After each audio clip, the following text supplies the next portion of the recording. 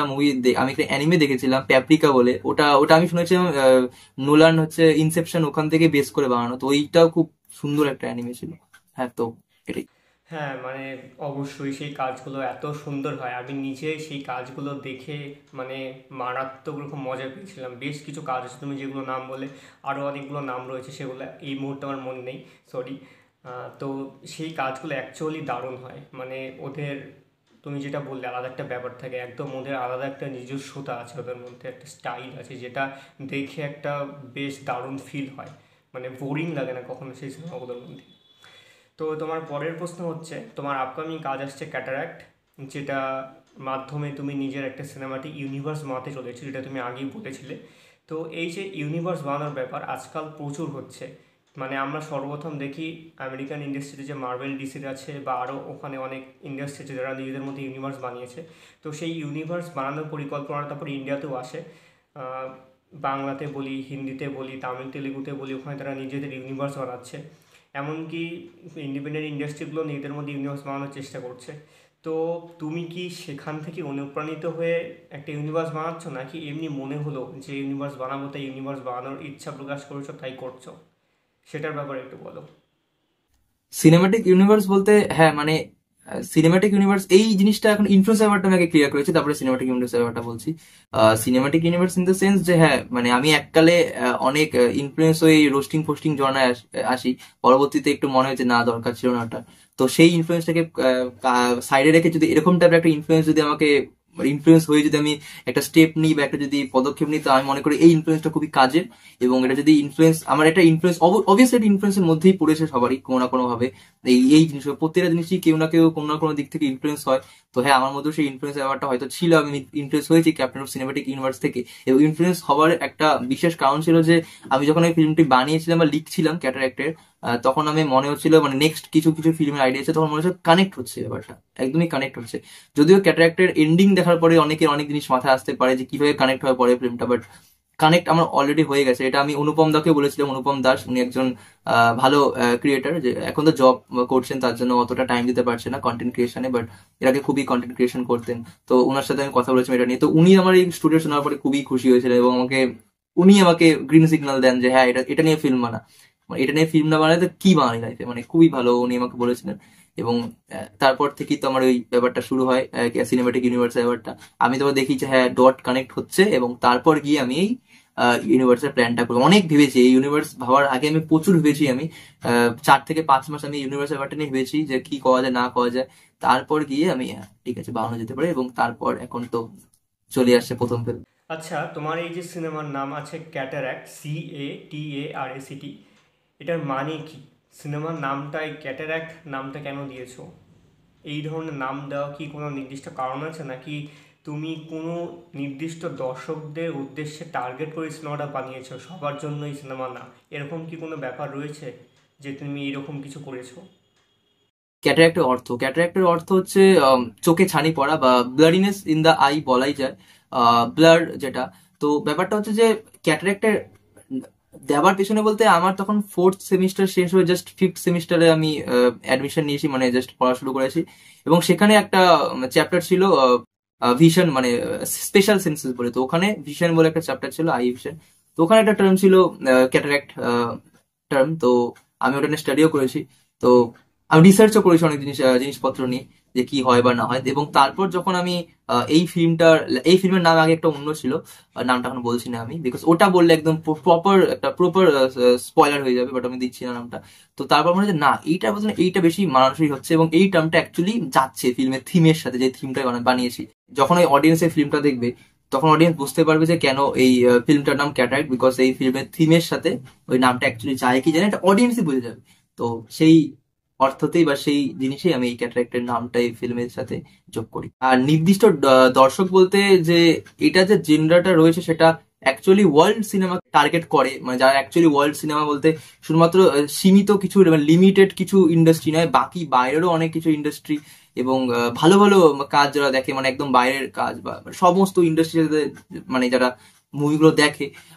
এখন তো সবাই দেখে গেছে ওটিটি আসার পরে, যখন তোমার এখন ইন্টারনেট এরা যখন বেশি গ্রুম করে গেছে, ওটি নেটফ্লিক্স রয়েছে, ডিজনি প্লাস, হটস্টার রয়েছে, সবকিছু রয়েছে, তো অনেকে অনেক ধরনের মুভি দেখে। তো সবার জন্য এই ফিল্মটা সবার জন্যই, তোমরা দেখো।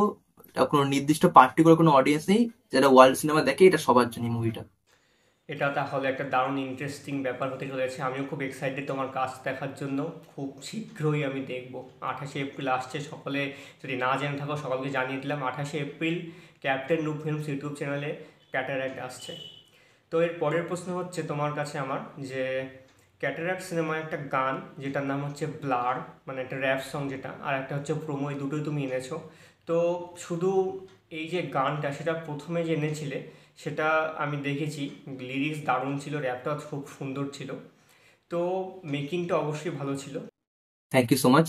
তো এই গানটা তুমি প্রথমে এনেছিলে, সেটার কি কোনো নির্দিষ্ট কারণ ছিল যে এই গানটাই প্রথমে আনতে হবে, যাতে আমি সিনেমাটাকে এইভাবে দেখাচ্ছি তার জন্য এই গানটা আনলে দর্শকদের কাছে একটা বেশ দারুণ জিনিস আমি দেখাতে পারবো আলাদাভাবে? এরকম কি কিছু ব্যাপার আছে সিনেমাটা, মানে এই গানটা প্রথমে আনার জন্য? না, বিশেষ কোনো কারণ ছিল না এই গানটি আমার আনার। এই গানটি আনার পিছনে আমার বিশেষ কোনো কারণ ছিল না, জাস্ট নামটা ব্লার, আই গেস বুঝতে পেরেছো, আমি ক্যাটারাক্ট ব্লার মানে কানেকশনটা বুঝতে পেরেছো, ওটার জন্যই। আর মেনলি হচ্ছে আমি এখানে কোনো প্রমোশনাল বলতে ট্রেলার বা টিজার আমি আনতাম না, একটা প্রোমো এনেছি, দেখি আই গেস নিয়ে এসো প্রোমোটা এবং টাইটেল ট্র্যাক এবং একটা র্যাপ আমি এনেছি, ব্যাস এতটুকু। এটাই আমার ছিল, যে পোস্টার, প্রোমো আর র্যাপ সং, টাইটেল ট্র্যাক, ব্যাস এতটুকুনি আমি আনবো। এর বেশি আমি কিছু আর রিভিল করতে চাই স্টোরি সম্পর্কে। তো এটা দিয়ে জাস্ট শুরু হলো, ওভারভিউটা দিলাম যে কি হবে বা না হবে। দেখবে ওখানে একটা পোর্শনে একটা আমার যে প্রোটাগনিস্ট, যাই হোক মানে একটা ক্যারেক্টার যে ছিল, তার ব্লাডের ব্যাপারটা ছিল এখানে। তো তখন বুঝতে আই গেস পেরেছো যে কি হয়েছে বা না হয়েছে, মানে নামের সাথে কিভাবে ওটা কানেক্ট হলো। তো এটা মানে এই পরিপ্রেক্ষিতে আনা, বিশেষ কোনো মাথায় ওরকম ছিল না যে কেন মানে আনবো বা না আনবো। তুমি নিজের সিনেমা যে ক্যাটারাক্ট আসছে, এটা অবশ্যই তোমার আগের কাজগুলো থেকে অনেক বড় হতে চলেছে, একটা অন্য ধরনের কিছু হতে চলেছে। তো তুমি কতটা কনফিডেন্ট ক্যাটারাক্ট সিনেমাটাকে নিয়ে? তুমি দর্শকদের ক্যাটারাক্ট কেন দেখাতে চাও? তোমার কাজ, মানে এই কাজটা দর্শক কেন দেখবে, কি আছে এর মধ্যে? তো আমি অনেকটাই কনফিডেন্ট ক্যাটারাক্ট নিয়ে, বিকজ এই ফিল্মটা বানানোর সময় মানে যখন আমি ছিলাম স্ক্রিপ্টিং এ যখন ছিলাম, তখন থেকে আমি বুঝতে পেরেছিলাম যে এই ফিল্মটা যদি ভালোভাবে বানানো যায়, দেন একটা লার্জ অডিয়েন্স এটাকে পছন্দ করতে পারে, বিকজ এটার মধ্যে সেই পোটেনশিয়ালটা রয়েছে। আমি অ্যাজ এ ডিরেক্টর বা রাইটার শুধুমাত্র বলতে চাই না, বিকজ আমি এই ফিল্মটি আমি আমার বাকি কিছু ফেলো ক্রিয়েটার্সদেরও দেখিয়েছিলাম, তারা আমাকে সেম জিনিসই বলেছিল যে হ্যাঁ, এই ফিল্মটার মধ্যে অ্যাকচুয়ালি পোটেনশিয়াল রয়েছে। তো সেটা আমাকে অনেকটা বেশ খুশি করে যে আচ্ছা ঠিক আছে, মানে ওদেরও পছন্দ হয়েছে। আমি বলেছিলাম আনবায়াসড আমাকে রিভিউ দে বা দাও, তো ওরা আমাকে আনবায়াসড রিভিউটা দিয়েছিল এবং সেটা আমি খুবই পছন্দ করেছি ওদের রিভিউ গুলো, মানে অ্যাকচুয়ালি। এবং সেটার পর থেকে আমি খুবই কনফিডেন্ট, মানে আমি তো ওদের রিভিউ আসার আগেই অনেক কনফিডেন্ট ছিলাম, এবং রিভিউ পাওয়ার পর তো আরো বেশি কনফিডেন্ট হয়ে যাই।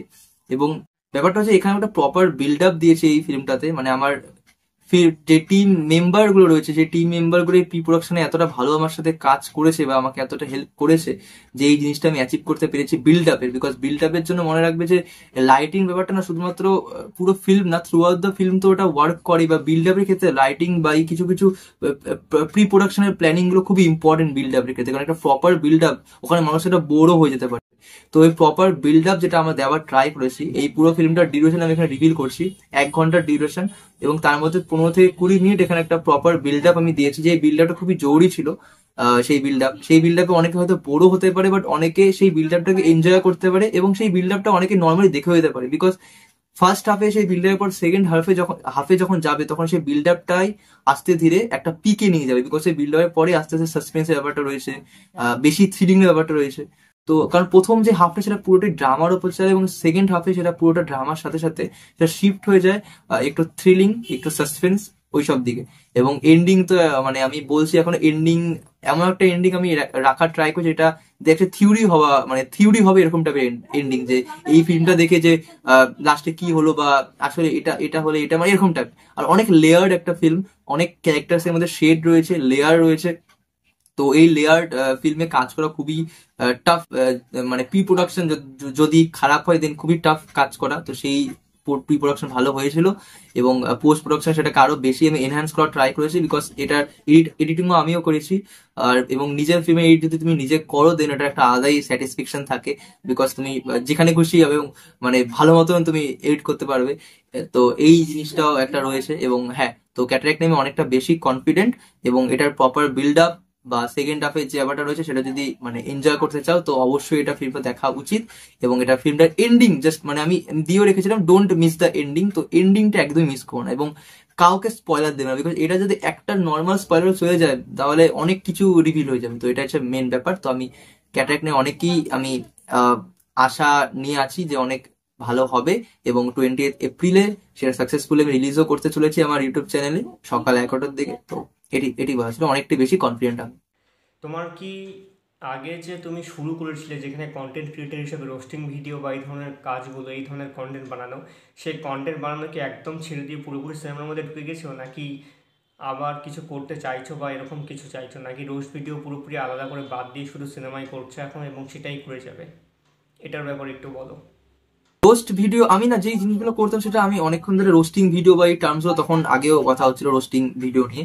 তো রোস্টিং ভিডিও ঠিক না, আমি বেসিক্যালি কমেন্ট্রি ভিডিও বেশি করতাম। তো হ্যাঁ, কমেন্ট্রি ভিডিও আমি করতাম। তো এই কমেন্ট্রি ভিডিও আমি আগে করতাম, বাট তারপর তো শিফট হয়ে যায় সেই ব্যাপারগুলো বলি। তো এখন আমি ওগুলোতে যাচ্ছি না, বাট কোনোদিনও যদি দরকার হয় যে হ্যাঁ দরকার রয়েছে দেন আমি অবশ্যই বলবো। আমি এটা আগেও একটা ভিডিওতেও বলেছিলাম, মানে একটা ভিডিও আমি করেও ছিলাম, আমি আমার জন্মদিনের দিন একটা ভিডিও ছেড়েছিলাম। সেটা একটা অন্য টপিকে ছিল, আমি নাম এখন নিচ্ছি না বিকজ এই ইন্টারভিউটা ওরকম দিকে যাক আমি চাই না। নর্মাল একটা জাস্ট বললাম যে একজনকে আমি বানিয়েছিলাম বিকজ একটা বাজে ব্যাপার ঘটছিল কমিউনিটিতে, বেঙ্গলি কমিউনিটিতে। তো তার জন্য as a representative of Bengali YouTube community, মানে অনেকেই রয়েছে এটার মধ্যে, বাট আমিও যেহেতু রয়েছি বেঙ্গলি ইউটিউব কমিউনিটির মধ্যে, তো আমার মনে হয়েছে যে এটা আমার দরকার, আমার মানে আমার রেসপন্সিবিলিটির মধ্যেই পড়ে। তো তার জন্য আমি ওটাতে বলি, আমি আলোকপাত করি। তো হ্যাঁ, এতটুকু। এর পরবর্তীতে যদি এরকম কোনো সিচুয়েশন তৈরি হয় দেন আমি বলবো, নইলে আমার এই ফিল্ম এইসবই আমার টাইম চলে যাবে, তো ওদিকে টাইম পাবো না বলেন আমি। আচ্ছা, একটা খুব গুরুত্বপূর্ণ প্রশ্ন, আমি নর্মালি এই প্রশ্নটা সবাইকে জিজ্ঞেস করে থাকি যাদের ইন্টারভিউ নেই। তো যেটা কথা হচ্ছে সেটা হচ্ছে, আমাদের বাংলাতে এখন এক ধরনের কাজ হচ্ছে এবং আরও অন্য ধরনের কাজের চেষ্টা চলছে, তো সেই চেষ্টাটা তোমার কতটা ভালো মনে হয়, কতটা ঠিকঠাক মনে হয় যে বাংলাতে এখন এই ধরনের কাজ ঠিকঠাক চলছে, বা কি কি ভুল হচ্ছে, অথবা কি প্রয়োজন যে ভুল হচ্ছে সেগুলো শোধরানোর জন্য তোমার মনে হয়, সেইটার ব্যাপারে একটু আলোকপাত করো আমাদের দর্শকদের সাথে এবং আমাদের এই চ্যানেলে। বর্তমান বেঙ্গলি ইন্ডাস্ট্রি বলতে আমি একটা মানে জিনিসই বলতে চাই যে একজন প্রপার রাইটার দরকার। একজন না, মানে অনেকজন, জাস্ট আমি নর্মালি বলছি যে রাইটার দরকার অনেক। রাইটার বা স্ক্রিপ্ট রাইটার যদি ঠিকঠাক না ওঠে এখান থেকে, বাট যদি না আসে দেন বেঙ্গলি ফিল্ম ইন্ডাস্ট্রির অবস্থা মানে এখন যেটা রয়েছে তার থেকে ধীরে ধীরে এটা আরো নিচের দিকে যাবে, উপরের দিকে উঠবে না। কারণ তুমি দেখো বছরে 1 থেকে 2 বা 3টে হার্ডলি ভালো ভালো ফিল্ম আসে। আমি বক্স অফিস দিয়ে বলছি না, ভালো ভালো ফিল্মের দিকেও বলছি। মানে শুধুমাত্র বক্স অফিস এরকম না যে বক্স অফিস ভালো হবে না হবে, আরে বক্স অফিসের জন্য একটা ভালো ফিল্মও দরকার, যেটা এই মানে প্রত্যেক বছর 2 থেকে 3টে বা হার্ডলি 4টে এরকম আসছে। আর বক্স অফিস তো কিছু কিছু ফিল্ম কামাচ্ছে ঠিকঠাক ভাবে, 1-2টো ফিল্ম কামাচ্ছে। তো আমাদের এটা অ্যাকচুয়ালি কোনো ইন্ডাস্ট্রি থেকে বলতে শুধু মালায়ালাম ইন্ডাস্ট্রি থেকে এটা আমাদের একটা কাইন্ড অফ শেখা উচিত, বিকজ ওরাও কিন্তু ওই আর্ট ফিল্মই অনেক বেশি, মানে থ্রিলার ফিল্ম বা detective thriller film, murder mystery, এইসব জিনিস এবং রুটেড অনেক গল্প এবং এইসব জিনিস ওরা বানাচ্ছিল এবং এখনো বানাচ্ছে। বাট আমি বানাচ্ছিল বলছি ওই ফ্রেজে শুধুমাত্র ওরা এই সমস্ত ফিল্মই বানাতো এবং তারা কিন্তু সাকসেস পেয়েছিল। অনেক বেশি বক্স অফিস না হলেও তাদের ফিল্মটা কিন্তু লোকেরা পছন্দ করতো এবং অনেক রিমেকও হতো। ইভেন বাংলাতেও অনেক মালায়ালাম ফিল্মের রিমেক হয়েছে, বাইরের দেশেও হয়েছে, ইভেন হলিউডেও হচ্ছে, কোরিয়ানেও হয়ে গেছে একটা, আই গেস না জাপানি, চাইনিজ একটা ফিল্ম ছিল দৃশ্যমের দৃশ্যমের রিমেক ছিল ওটা। এছাড়া আরো কিছু মালায়ালাম ফিল্মও যেগুলো রিমেক রাইটস ওরা কিনেও নিয়েছে। তো ওখান থেকে শেখা উচিত, বিকজ আস্তে আস্তে আস্তে আস্তে গ্রুম করা উচিত। তারপর তো এখন দেখছোই যে বেঙ্গলি মানে সরি মালায়ালাম ফিল্ম ইন্ডাস্ট্রিতে কি পরিমাণে মাস কাজ হচ্ছে। আবেশাম বলে রিসেন্ট একটা কাজ, তার আগে আরডিএক্স বলে একটা কাজ, মানে আরডিএক্স তো দুর্দান্ত একটা ফিল্ম ছিল। কিছু কিছু ফিল্ম ওরা ফ্লপও গেছে, লাইক কিং অফ কোথা আমার ফেভারিট অ্যাক্টর দুর্গা সালমানের ফিল্ম ছিল, আমি খুবই ডিসঅ্যাপয়েন্ট হয়েছিলাম ফিল্মটা দেখে। আমি ফিল্মটা মালায়ালাম ল্যাঙ্গুয়েজে দেখেছিলাম অরিজিনাল, বাট খুবই ডিসঅ্যাপয়েন্ট হয়েছিলাম ফিল্মটা দেখে আমি। তো বাট স্টিল ওরা কাজ করে গেছে এবং দেখো এই ব্যাপারটা এখনো চলছে। যেমন মির্জা আমার খুব ভালো লেগেছে, মানে খুব ভালো বলতে যতক্ষণ করেছে আমার ঠিকঠাক লেগেছে। এর আগে চেঙ্গিস এসেছিল, তো করতে লাগবে কমার্শিয়াল কাজ, করতে লাগবে যতটা ওরা কমার্শিয়াল কাজ করবে হয়তো বক্স অফিস খারাপ হবে, স্টিল করতে লাগবে, না করলে তো হবে না। এবং তার পাশাপাশি আর্ট ফিল্মও বা এরকম টাইপের ফিল্মও করতে লাগবে, বিকজ এই টাইপের ফিল্ম তোমাদেরকে পরিচিতি দেবে সবার কাছে বা পুরো ওয়ার্ল্ড সিনেমার কাছে যে হ্যাঁ বেঙ্গলিতে পোটেনশিয়াল রয়েছে এবং এদের ফিল্মও খুব ভালো হয় এবং খুব ওরকম জনে রয়েছে। অনেকে বানাচ্ছেও, আমি নাম মিথ্যে কথা বলবো না, অনেকে সত্যিকারে বানাচ্ছেও ভালো ভালো কাজ, বাট অতটা এক্সপোজার পাচ্ছে না, সেটাই হচ্ছে মেন ব্যাপার। আগের বছরই দেখেছিলাম রক্তবীজ, ভালো সিনেমা ছিল। তার আগের বছর দেখেছিলাম লক্ষ্মী ছেলে, বল্লভ, পুরো রূপকথা, অনেক ভালো ভালো সিনেমা রয়েছে, বাট এক্সপোজারটা ওই লেভেলে পাচ্ছে না যেটা অ্যাকচুয়ালি ডিজার্ভ করে। তো রাইটার দরকার, রাইটার, ভালো রাইটার, স্ক্রিপ্ট রাইটার হলেই ব্যাস আস্তে আস্তে যদি করতে থাকে তাহলে আমার মনে হয় অনেক দূর অব্দি আমাদের ইন্ডাস্ট্রি চলে যাবে। আর একটা দ্বিতীয় গুরুত্বপূর্ণ প্রশ্ন, এবং এটা অবশ্যই একটা গুরুত্বপূর্ণ এবং খুব গুরুত্বপূর্ণ টপিক নিয়ে কথা বলতে যাচ্ছি তোমার সাথে। সেটা হচ্ছে, আমি ইন্ডিপেন্ডেন্ট কাজ নর্মালি প্রচুর দেখে থাকি, যে কোনো সিরিজ হোক, ছোট কাজ হোক, যতটাই ছোট হোক, কোনো মিউজিক ভিডিও বা মিনি সিরিজ বা শর্ট ফিল্মের থেকে বড় ফিচার ফিল্ম যা কিছু আসে মিউজিক ভিডিও। তো আমি সবসময় একটা জিনিস লক্ষ্য করেছি যে এই ধরনের কাজগুলো আমি বেশিরভাগই যা দেখতে পাই, তাদের মানে তারা বিলং করে সেই দক্ষিণ দিক থেকে, মানে সাউথ ওয়েস্ট, মানে ওয়েস্ট বেঙ্গলের নিচের দিক থেকে, কলকাতা, হাওড়া, উত্তর দক্ষিণ চব্বিশ পরগনা, দুর্গাপুর, ওই সাইডে। তো ওই সাইডে যখন এই কাজগুলো নিয়মিত হচ্ছে, সেই ক্ষেত্রে কিন্তু আমাদের নর্থ বেঙ্গলে যে এই ধরনের কাজ একই রকমভাবে হওয়ার কথা, সেইটা কিন্তু হচ্ছে না। বেশিরভাগ বিলঙ্গিং কিন্তু ওদিককার লোকজনেরই কাজ, এবং সেটাই আমি দেখছি অনবরত। তো তুমি বা আমি অবশ্যই নর্থ বেঙ্গলের দক্ষিণ দিনাজপুরের একজন, তো তুমি কোচবিহারবাসী, তো তুমি এই জিনিসটাকে কেমনভাবে গ্রহণ করছো, কি ভাবছো তুমি এটার ব্যাপারে, যে এদিককার এরকম কাজ তোমার আসছে, তো সেইটা নিয়ে তোমার কি মতামত? হ্যাঁ, তো বেশি এই সমস্ত কাজ বা ইন্ডিপেন্ডেন্ট কাজ যেগুলো রয়েছে এগুলো বেশি ওই কলকাতা কেন্দ্রিকই হয়, কোচবিহার কেন্দ্রিক বা এই নর্থ বেঙ্গল অনেক কম হয়। তো সেখান থেকে আমি হয়তো প্রথম এরকম জেনরা আমি টাচ করলাম বা শুরু করলাম। তো হ্যাঁ, অনেক এখানে অ্যাকচুয়ালি পোটেনশিয়াল রয়েছে, বাট সেরকম মুম্বাই বা কলকাতা যাওয়ার মতন অনেকের কাছে সেই সামর্থ্য থাকে না, বা হয়তো নেই, বা ওরা সুযোগ পায় না, বা অনেক ব্যাপার স্যাপার রয়েছে এইখানে নর্থ বেঙ্গলের মধ্যে। তো নর্থ বেঙ্গলে প্রচুর প্রচুর পোটেনশিয়াল রয়েছে, অনেক অনেক অ্যাক্টার্সদের বা অনেক ক্রিয়েটার্সদের প্রচুর পোটেনশিয়াল রয়েছে। তো আশা করি আমিও পরবর্তী যখন ফিল্ম বানাবো, আরো আরো এরকম ক্রিয়েটার্সদের সাথে বা এরকম অ্যাক্টার্সদের সাথে আমি কোল্যাব করব, কাজ করব, যাতে তারা, আমি আমিও যদি মানে গ্রুম করা শুরু করি, তার সাথে সাথে যাতে ওরাও গ্রুম করা শুরু করে, মানে আমিও গ্রুম করি এবং ওরাও গ্রুম করবে, ব্যাস তাহলেই হবে। আর হ্যাঁ, মানে নর্থ বেঙ্গল অনেক ডিপ্রাইভ রয়েছে কিছু কিছু মানে দিক থেকে। তো কন্টেন্ট ক্রিয়েশনের দিক থেকে আমি শুধুমাত্র এটাতে কারোর দোষ দিচ্ছি না, মানে ওরা হয়তো ওটা করতে পারছে না, হয়তো বা ভালো কন্টেন্ট ডেলিভার করতে পারছে না। তো এটারও ব্যাপার রয়েছে, ল্যাগও রয়েছে কিছু না কিছু। অনেক বাজেটে তো প্রচুর ল্যাগ থাকে এখানে, তো এটাও রয়েছে। ইন্ডিপেন্ডেন্ট কাজে বাজেটের ল্যাগ থাকেই, বাট এখানে শুধু বাজেট না, আরো অনেক ধরনের ইস্যুস রয়েছে। বিশেষ করে এখানে স্ক্রিপ্টিং এর তো এখানে ইস্যু রয়েছে, এই নর্থ বেঙ্গল বিশেষ করে অনেক বেশি রয়েছে। আমি অনেক কাজ দেখেছি যেগুলো অ্যাকচুয়ালি মানে ওরকম না, অতটা ভালো না। তো ওটারও একটা ফ্যাক্টর রয়েছে, অনেক ফ্যাক্টর রয়েছে। তো আশা করি এই ফিল্মটার মাধ্যমে একটা ভালো কিছু নর্থ বেঙ্গল থেকে যাবে, এবং শুধুমাত্র নর্থ বেঙ্গল, হ্যাঁ নর্থ বেঙ্গল তো একটা একটা রিপ্রেজেন্ট থাকি, যে রিপ্রেজেন্ট করছি আমি নর্থ বেঙ্গলকে, পুরো বেঙ্গলকে রিপ্রেজেন্ট করছি, বাট তার সাথে সাথে নর্থ বেঙ্গল, মানে হ্যাঁ নর্থ বেঙ্গল থেকে আমি কাজটা করছি অনেক বাধাই প্রতি বা অনেক জিনিসকে মাথায় রেখে। তো এটাই হচ্ছে মেইন ব্যাপার, এবং বেশ আমি খুশি এবং এক্সাইটেড এই কাজে রিলিজের জন্য, যে নর্থ বেঙ্গল থেকে এরকম একটা কাজ যাচ্ছে। আমার টিমও বেশ এক্সাইটেড, বিকজ তারা সবাই নর্থ বেঙ্গল থেকেই বিলং করে। তো হ্যাঁ, এটি এতটুকুনি বলার। আচ্ছা, তাহলে আমার শেষ প্রশ্ন হচ্ছে, তোমার কি গার্লফ্রেন্ড আছে? মানে যদি থাকে, তাহলে তার কি মতামত তোমার কাছ নিয়ে? আর যদি না থাকে, তাহলে তো আর কিছুই রইলো না। অ্যাকচুয়ালি এটার আমার তার মতামত আমি এখানে বলতে পারলাম না, বিকজ তার মতামত শোনার জন্য সেও প্রেজেন্ট থাকা উচিত। তো আমার গার্লফ্রেন্ড নেই, তার জন্য আমি তার মতামতটাও বলতে পারলাম না। Sorry, sorry for that. Thank you so much Roop, প্রচণ্ড ভালো লাগলো কথা বলে তোমার সাথে, প্রচুর কথা হলো, এবং আগামীতেও অনেক কথা হবে, কথাও শেষ হয় না, কথা কন্টিনিউ চলতে থাকে আমাদের। তো দেখা যাক পরবর্তীকালে আবার কত কথা হয় এবং কি কি বিষয়ে কথা হয়। তোমার তিনটে কাজ এসছে এই পর্যন্ত, একটা হচ্ছে 12টা 10, একটা হচ্ছে বিরাজ, একটা হচ্ছে স্পাইট। বিরাজ নামাটা ফানফ্লিক্স ইউটিউব, সরি ইউটিউব না, ফানফ্লিক্স একটা ওয়েবসাইট রয়েছে, তার মধ্যে আছে ওই ওটিটি প্ল্যাটফর্মটার মধ্যে, এবং যাদের ইচ্ছা অবশ্যই দেখতে পারো। এবং বাকি স্পাইট এবং 12টা 10 সিনেমাটা ক্যাপ্টেন রূপ ইউটিউব চ্যানেলে রয়েছে, যারা যারা দেখতে চাও অবশ্যই দেখতে পারো, এবং দেখবে অবশ্যই, কারণ তাহলে বুঝতে পারবে যে তোমরা কার কাজ, কার কেমন কাজ দেখতে পাচ্ছ, তার কাজের মান কেমন। আর তোমার ক্যাটারাক্টের জন্য অবশ্যই অনেক অনেক শুভেচ্ছা, দারুণ কিছু একটা হোক, অনেক বড় সাফল্য হোক, তোমার এই কাজটা যে রয়েছে সেটা বড়োভাবে সাফল্য পাক, এটাই কামনা করি। Thank you so much.